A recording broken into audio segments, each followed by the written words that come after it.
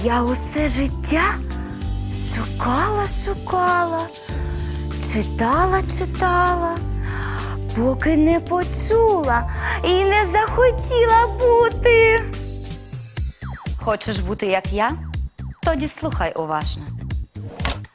З вами Лариса Петрівна, і я вас вітаю з гарним настроєм, тому що ми поговоримо сьогодні саме про тих, хто 80% нашого життя просто вкрадають.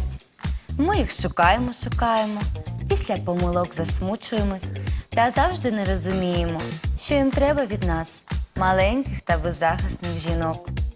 Тому поговоримо ми сьогодні саме про них, чоловіків з великої літери. Отже, як за собою доглядати та як поводитися, коли вже зустріла того єдиного? А це дуже просто. І про ці секрети завжди пам'ятала така спокусниця сердець, як Клеопатра. По-перше, чоловіки прості, але не дурні. Тому будьте з ними обачливі. По-друге, вони люблять особливих жінок, як фізично, так і духовно. Тому любіть кожну частинку себе. Не забувайте про впевненість та будьте особливою. Слідкуйте за манерами, одягом та голосом. Якщо ви не знаєте, то Клеопатра зовні не дуже вродлива жінка була, та своїм голосом вона зводила з розуму усіх чоловіків. Тому якщо вам не довелося бути володаркою сексуального тембру, не біда. М'які інтонації, відсутність агресії впливає на них, як мед на бджілку. І обов'язково будьте уважним слухачем. Дивіться партнерові в очі дуже пронизливо. Кивайте та посміхайтеся, навіть якщо вам це не цікаво і ви нічого не розумієте. Хочете, щоб він вас полюбив? Полюбіть футбол. Ось таке чаклунство любові. І про найцікавіше – одяг.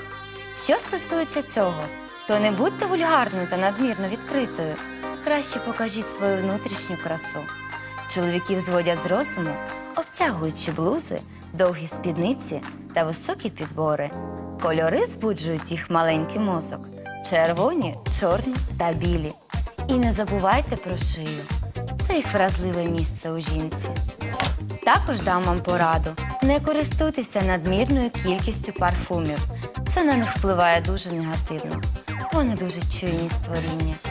Любі жінки, ми як погода, тому будьте з ними непередбачувані, але завжди залишайтеся собою. І пам'ятайте, ваша родзинка – це ваш головний козир. Тому кохайте і будьте коханими. А з вами була Лариса Петрівна, і я не прощаюсь з вами, а говорю вам до зустрічі.